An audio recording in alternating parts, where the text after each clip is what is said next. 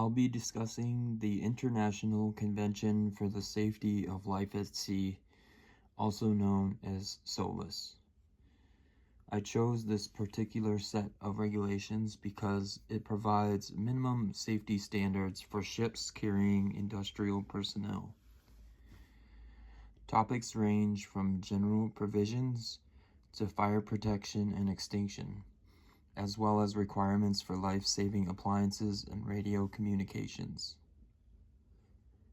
According to the International Maritime Organization, the first version of this regulation was adopted in 1914 in response to the Titanic disaster. Then there were subsequent versions in 1929, 1948, and 1960, with the final version being adopted in 1974 with amendments. So let's talk about a few of the provisions covering safety within SOLAS. Chapter 1 describes the regulations concerning the different type of ships and documents associated with travel.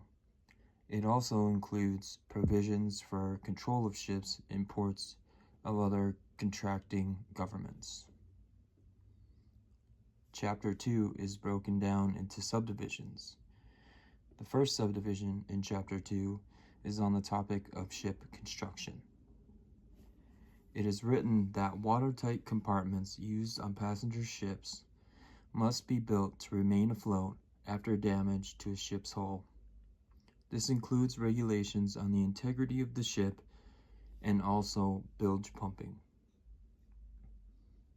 The International Maritime Organization covers goal-based standards for oil tankers and bulk carriers in a revision adopted in 2010 that requires new ships to be designed specifically for their intended purpose.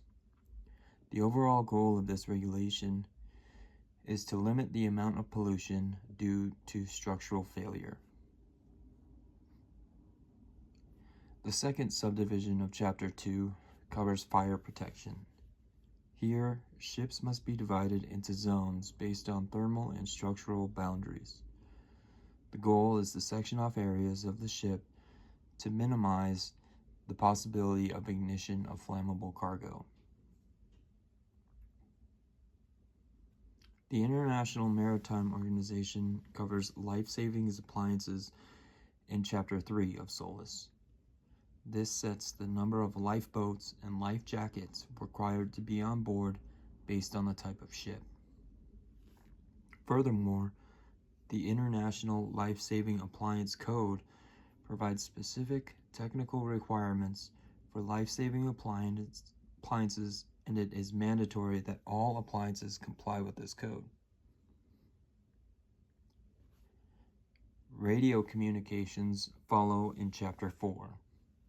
Here, all passenger and cargo ships of 300 gross tonnage and above in international waters are required to carry satellite emergency position indicating radio beacons and search and rescue transponders to increase the chances of rescue in the event of an accident.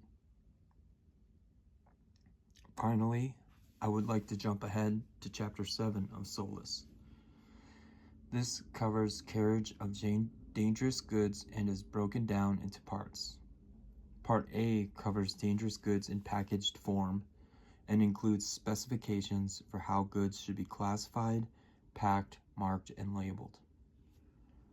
Part A1 gives instructions for dangerous goods in solid form in bulk and covers how it should be documented, stowed, and segregated during shipment. Part B provides regulations on the constructions of ships carrying dangerous liquids, chemicals in bulk, and requires chemical tankers to comply with the International Bulk Chemical Code.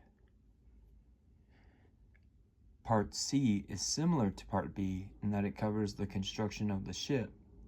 However, Part C pertains to ships carrying liquefied gases in bulk.